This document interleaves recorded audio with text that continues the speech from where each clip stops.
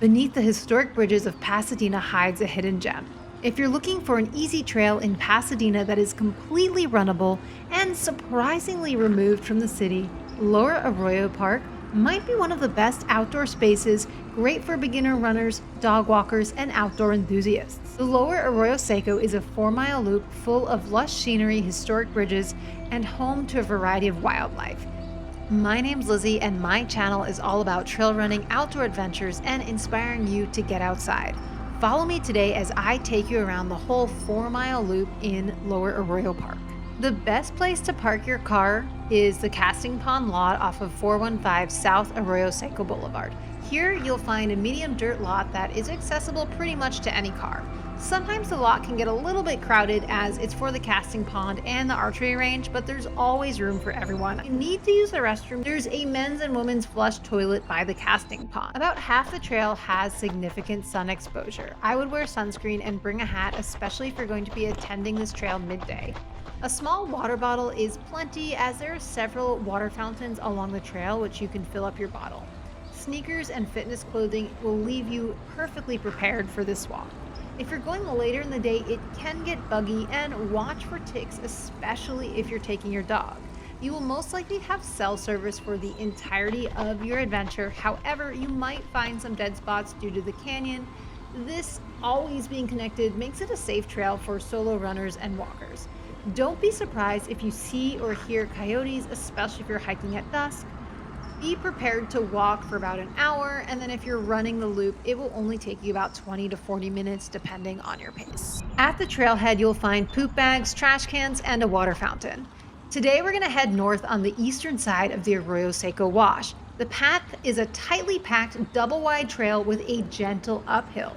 As you get closer to the bridge, there's a small rocky section that could make the path a little challenging if you have a stroller or a young child, but other than that, this trail is so gentle. The first large bridge that you're going to cross under is the famous Colorado Bridge. This massive arched bridge spans 1,500 feet across and 150 feet above the valley floor. Built in 1913, it is an engineering marvel and a highlight of this loop. After the Colorado Bridge, the path gets a lot more enjoyable. You'll have a lot more shade here, beautiful old rock walls to your right, and you'll be running next to water. If you're lucky in the spring, you might even see ducklings here. A couple hundred feet up, we're gonna go underneath the 210 freeway. This is another very large bridge that will tower over you. There's a little bit of water that you can walk down to if you'd like, and there's some rocks where you can sit down and eat lunch. The trail continues on about half a mile up. You'll find a little hill that will just put you next to the North Arroyo Seco Boulevard. This road dumps you straight into the Rose Bowl and is going to be our turning point for today. You're going to backtrack a little bit, running through that nice shaded area. Again, this is one of my favorite parts of the trail. I do not mind backtracking here. You're going to run back under the 210 and then through the Colorado Street Bridge. After the Colorado Bridge, we're going to make a sharp right turn on this little footbridge that crosses the Arroyo Wash. This path is going to let us run on the western side of the Arroyo Seco Wash, have a nice gentle downhill, and it's a really nice, beautiful weaving trail here. If you come here during the winter months, you'll notice it will be a lot greener. They just had about 600 goats come in here and eat away some of the brush for wildfire maintenance.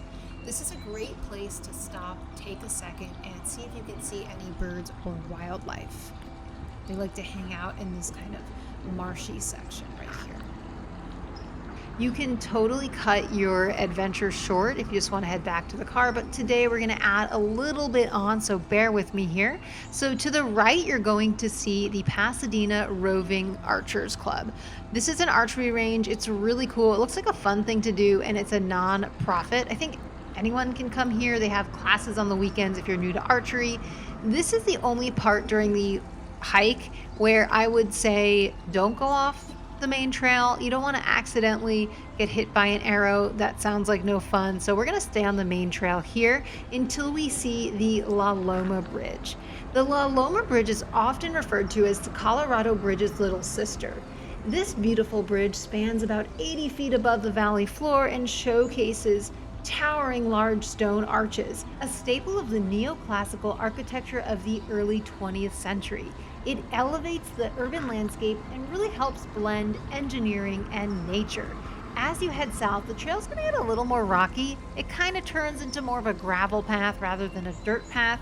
Again, nothing too challenging. It's actually a really good way to practice how you run around rocks, especially if you're a newer trail runner. But if you have a stroller, it might be a little bit difficult here. I don't know, I don't have one, but if I did have one, I would want to have a more rugged one. This is another section that has some great paths that wind in and out of the forest and can be really fun detours to take if you want to get a feel like you're in nature. It's sometimes easy to forget that you're not in the middle of Pasadena. As we head closer to the bridge, it's going to get a little more rocky, and very soon you'll see the San Rafael Bridge. This is going to be our last and final bridge of the day. It's our cue to turn around and complete our loop. Shortly after you cross under the bridge, you're going to cross a small footbridge that will take you to the other side of the wash. There's a water fountain here and some benches. And note the beautiful stone stairway built into the hillside. This is great if you want to get a little more elevation and almost like a little bit of a workout. The stairs will take you back up to South Arroyo Seco Boulevard, and you can get on top of the bridge if you want to. You get a little bit of a view here, and again, I think these bridges are beautiful, so I like going on top of them, and you can get a little bit more of a workout. Heading north on the east side of the wash, you're going to find a wildflower garden. There's tons of short little offshoots here that weave through the landscape and the lush fields, and they are a complete pleasure to explore if you have the time and you want to tack on a little bit of mileage to your adventure. Again, it's a little dry and brown here because we're in the drier spring and summer months right now, but this place is gorgeous during the winter. All the offshoots are going to lead back to the main trail. I'm not going to say it's impossible to get lost, but it's almost impossible to get lost. If you get lost here, you might want to rethink your hobbies. Just kidding. But you're not going to get lost. I believe in you. Very quickly, you're going to find yourself back at the parking lot and your loop is done. Pretty good loop, right? I come here about 4 to 5 times a week, whether it's part of my longer run, an easy run, or I'll take my dog here in the evening. The Lower Arroyo Seco Path is a great urban park for those who are local to Pasadena looking for a quiet place to walk that can make you forget you're in the city. It's not the most exciting trail. However, it offers a shaded, more interesting alternative than walking on the city streets. It is a small oasis in the heart of Pasadena that is both family and dog friendly and only takes minutes to get to. With less than 200 feet of total elevation gain and a lack of technical elements, it makes nature accessible to the whole family. I would say it's great for people who are getting into trail running, a place to walk your dog, children, or if you want to bring your parents here.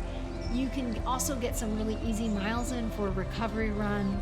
If you're looking for epic mountain views or a rugged adventure, this probably isn't the trail for you. But if you want an easy, accessible outdoor escape right in the middle of Pasadena, Lower Arroyo Park is honestly hard to beat. I'm going to finish this video by giving the trail an overall rating. For difficulty, this is a very easy trail. Scenery, 4 out of 10. Although you don't have any great vistas or crazy mountain views, you do get to see a lot of historic bridges, and for being in the middle of the city, it's a very beautiful place to walk. Runnability, 10 out of 10. If you're looking for a place where you can run the whole time, no matter what fitness level you are, this is a great place to start trail running. Safety, 8 out of 10. This trail feels very safe. There's a lot of people on it. You're never really alone, and you have cell service. Crowds, 5 out of 10. For a trail that's in the city, it's not nearly as crowded as you think, making it a pretty relaxing place to go for a walk. But you will encounter some crowds during peak hours. Adventure score, 3 out of 10. I had to give a few points here. It's in the middle of the city. You're not going to have grand mountain views, a challenging, gritty adventure. So it's definitely not that, but I did give it a few points because it definitely feels like a secret adventure in the middle of Pasadena. Giving this trail overall 6 out of 10. This trail is amazing if you live in Pasadena and you have like a 5 or 10 minute drive. I wouldn't necessarily drive more than 10-15 minutes to get here, but it's a really hidden gem. It's great for the whole family. It's great if you're learning how to trail run, and it's so lovely to have this park right in the heart of the city. If there are any other Pasadena or Southern California trails you want me to review, please leave them in the comments and I would love to take you along with me. Thank you for joining me today, and I'll see you next time.